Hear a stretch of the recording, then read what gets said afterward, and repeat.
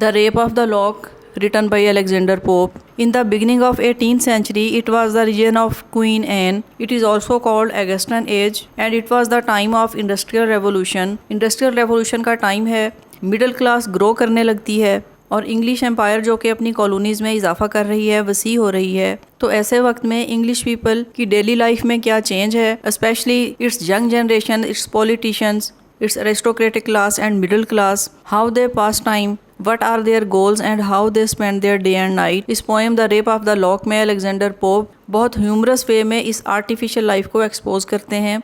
जैसा कि इसके नाम से आप देख सकते हैं, the rape of the lock. Here the lock stand for the curl of hair, बालों के कर्ल, करली बालों की एक लिट या फिर बालों का एक जूड़ा जिसे कि ब्यूटीफुली कॉम किया गया है, उसको किस तरह से रेप किया गया, यानी कि उसकी इंसल्ट की गई।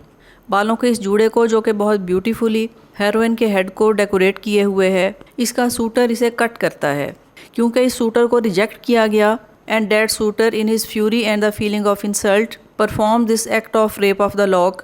वो अपने गुस्से और इंसल्ट की वजह से ये हेरोइन, जिसका के नाम बेलिंडा है, इसके बालों की स्लिट को कट करता है ताकि उसकी खूबसूरती में कमी आ सके और इसके साथ साथ वो शेम और इंसल्ट महसूस करे। It is a long poem written in cantos. Cantos are like acts in a drama. जिस तरह के ड्रामा में एक्ट्स हुआ करते हैं, पोएम को डिवाइड किया जाता है कैंटोज में, and there are 5 cantos in this poem. This poem is called mock epic. इस पोएम को मॉक एपिक का नाम दिया गया है।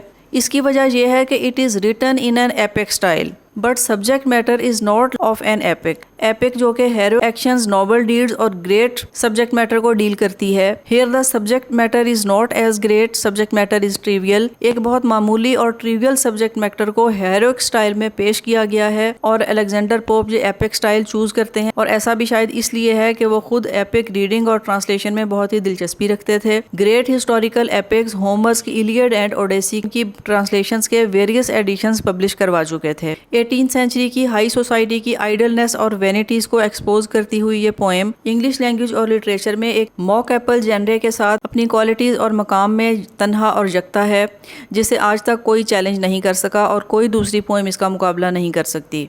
पोक जो कि इस मॉक एपिक स्ट्रेटजी को फॉलो करते हैं, ये इस वजह से नहीं है कि it is mock in the form itself, but they use the form of epic to mock his society and their standards and the failure of his society to rise the epic standards. यहाँ trivial subject matter epic style में handle किया गया है, एक ऐसा style जो कि बहुत ही इंपॉर्टेंट और नोबल इश्यूज के लिए यूज़ किया जाता है। That style is use to handle a trivial subject. यहाँ एक ट्रिवियल सब्जेक्ट ग्रैंड स्टाइल में हैंडल किया गया है और ये हैंडलिंग इसे और ज़्यादा ट्रिवियल बना देती है।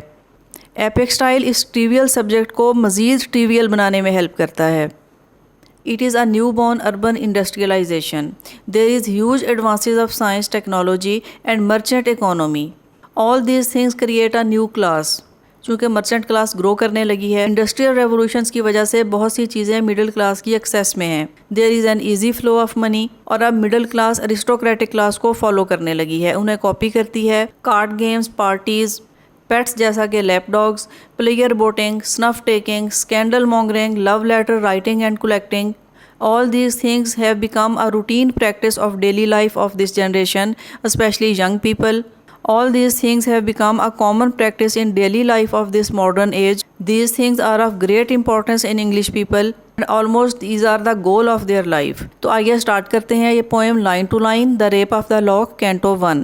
What dire offense from amorous causes springs, what mighty contest rise from trivial things.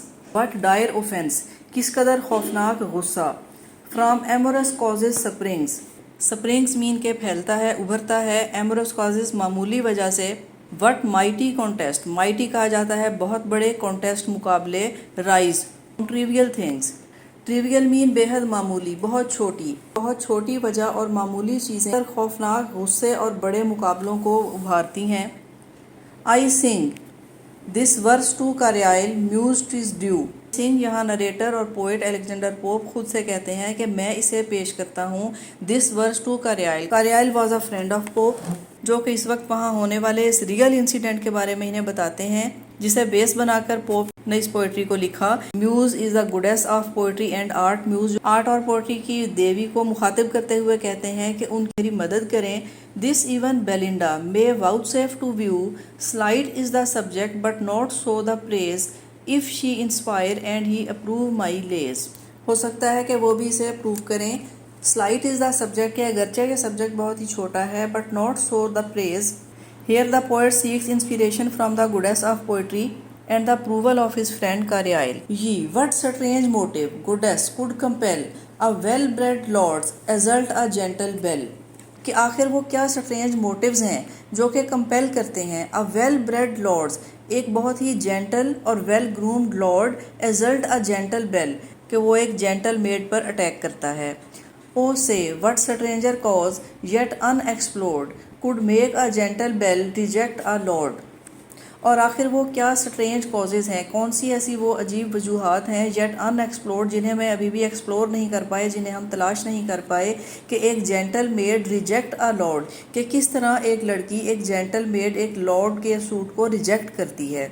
In task so bold can little man engage and in soft bosoms dwells such mighty rage. In task so bold, कि इस कदर bold task, ऐसा bold task, ऐसा brave action, can little man engage, कि हम बहुत ही छोटे इंसान ऐसे बड़े बड़े माइटी टास्क में, इस कदर बोल्ड एक्शन में किस तरह से इंगेज होते हैं, किस तरह से इन्वॉल्व हो सकते हैं। And in soft bosoms, soft bosoms mean in soft hearts, हमारे दिल में, हमारे सॉफ्ट चेस्ट में डवेल्स परवरिश पाते हैं। सच माइटी रेक, इतना बड़ा गुस्सा, कि हमारे सॉफ्ट बॉसम्स, हमारे हार्ट्स, हमारी चेस्ट में इस कदर बड़ा माइटी रेग, इतना बड़ा गुस्सा, नफरत परवरिश पाता है, ड्वेल करता है।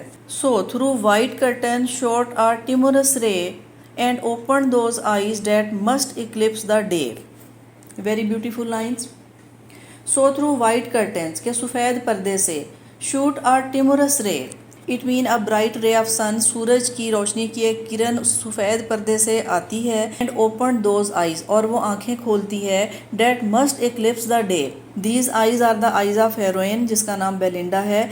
जब यह सूरज की रोशनी सफ़ेद पर्दे से अंदर आती है तो वो अपनी आंखें खोलती है। That must eclipse the day, it mean those eyes are brighter than the sun rays. ये आइज, ये आंखें इस कदर रोशन है कि जब वो आंख खोलती है तो सूरज की रोशनी और वो किरण मांद पड़ जाती है। It may eclipse the day. Now lapdogs give themselves the rousing shake. Now lapdogs, उनका वो पेट डॉग, वो भी इस वीर उनके साथ है। Give themselves the rousing shake, rousing shake mean जब अंगड़ाई लेता है, वो सुबह उठता है और अंगड़ाई लेता है। And sleepless lovers just at 12 awake, sleepless lovers, lover जो कि रात भर जागते रहते हैं, जस्ट एट 12 के तकरीबन 12 बजे अवेक, वो जागते हैं। Thrice rang the bell the slipper knock the ground. Thrice rang the bell, और ये हीरोइन जब जागती है तो अपने साथ रखी हुई बेल को 3 बार रिंग करती है, वो बेल बजाती है, उसे कोई आंसर नहीं मिलता। And the slipper knock the ground, और फिर वो अपने स्लीपर्स को ग्राउंड पर नॉक करती है। And the pressed watch return a silver sound, लेकिन कोई जवाब ना मिलने पर वो फिर से लेट जाती है। बेलिंडा स्टिल हर डाउनी पिलो प्रेस्ड, तो यहाँ हमें हेरोइन का नाम पता चलता है बेलिंडा। बेलिंडा स्टिल हर डाउनी पिलो प्रेस्ड, वो अपने पिल्लो को, अपने तकिए को फिर से प्रेस करती है। Her guardian sylph prolong the balmy rest. Her guardian sylph, guardian mean उसकी हिफाजत करने वाली। Sylph is the supernatural machinery used in this poem, यहाँ सुपर नेचुरल मशीनरी को इस्तेमाल किया गया है। सिल्फ वो स्पिरिट है guard and protects Belinda, prolong the balmy rest, ये स्पिरिट बेलिंडा के इस रेस्ट को प्रोलॉन्ग करती है और एक बार फिर से इसे सुला देती है। That was he had summon to her silent bed the morning dream that hovered over her head. That was he had summon, और फिर यहाँ उसे समन किया जाता है, बुलाया जाता है। टू हर साइलेंट बेड, उसके इस खामोश बिस्तर पर। द मॉर्निंग ड्रीम, उसकी सुबह का वो ड्रीम, वो ख्वाब। That hovered over her head, जो कि उसके हेड पर, उसके सर पर मुंडला रहा था। जब वो एक बार फिर नींद में चली जाती है, वो एक बार फिर से वो ख्वाब देखने लगती है। A youth more glittering than a birth night beau that eyed in slumber cast her cheek to glow. और यहाँ इस ख्वाब में वो एक यूथ, एक नौजवान को देखती है, मोर ग्लिटरिंग, जो कि इस कदर वेल ड्रेस्ड और ग्लिटरिंग था, देन अ बर्थ नाइट बो, he was glittering more than a sweater, वो इस तरह से ब्राइट और तैयार है जैसा किसी किंग या क्वीन की बर्थडे में जाने के लिए तैयार है। डेट इवन इन स्लम्बर, और अगरचे के वो नींद में थी, caused her cheek to grow, dream में इस नौजवान को देखते ही उसकी चीख ग्लो करने लगती है।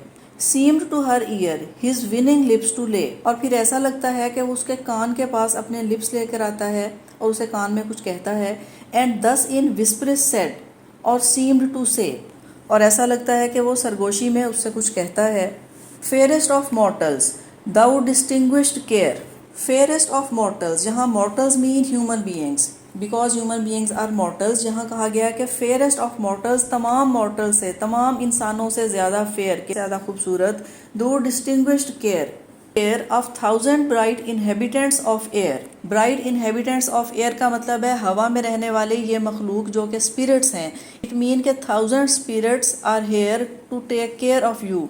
If ever one vision touch thy infant thought of all the nurse and all the priest have taught. आपके इस नए पैदा होने वाली थॉट्स में, ख्यालों में कोई एक विजन, कोई एक तस्वर भी उभरता है। Of all the nurse and all the priest have thought, जो कि ये तमाम प्रीस्ट और तमाम हिफाजत करने वालों को सिखाया गया है। Of airy elves by moonlight shadows seen the silver token and the circled green. Elves is used as the plural of sylph, कि हवा में रहने वाली ये elves by moonlight shadow seen, जिन्हें के चांद की रोशनी में देखा जा सकता है। और virgins visited by angel powers with golden crowns and wreaths of heavenly flowers. और virgins mean young mistress visited by angel powers. Again heavenly machinery का जिक्र किया जा रहा है कि जिनको विजिट किया जाता है by angel powers with golden crowns and wreaths of heavenly flowers. इन विर्जन्स को गोल्डन क्राउन्स एंड फूलों के हार के साथ विजिट किया जाता है।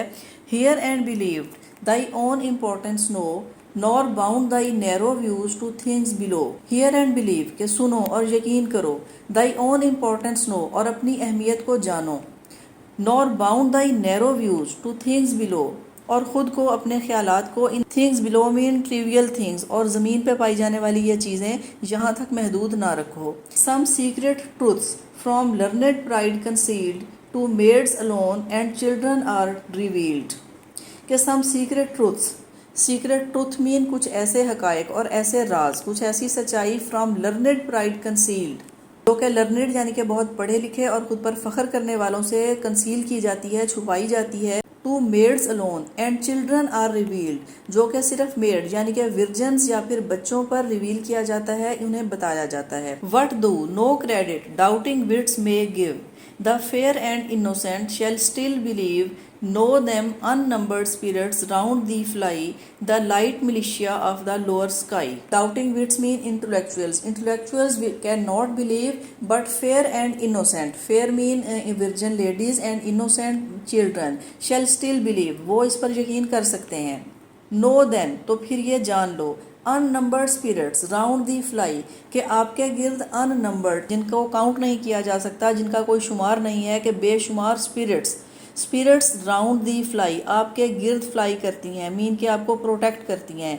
The light militia of the lower sky, the light militia mean the military of the spirits, के स्पिरिट्स की ये military of the lower sky, यानी कि ज़मीन पर इस हेवनली स्पिरिट्स का एक मिलिट्री, एक मिलिशिया आपकी हिफाजत करती है। दीज दो अनसीन, अगरचे ये नज़र नहीं आती, are even on the wing, hang over the box and hover round the ring, ये हर एक विंग पर हैं, आपके साथ हैं। Hang over the box mean boxes in the cinema houses where young ladies and gentleman sit and enjoy the movies, and hover over the round mean over their chariots, उन तमाम बॉक्सेस और उन गाड़ियों के गिर्द घूमती हैं कि स्पिरिट्स की ये एक मिलिट्री आपकी हिफाजत के लिए चैरिट और बॉक्सेस के गिर्द एक रिंग की शक्ल में मौजूद रहती है, तब है कि वो आपको अपने घेरे में रखती है।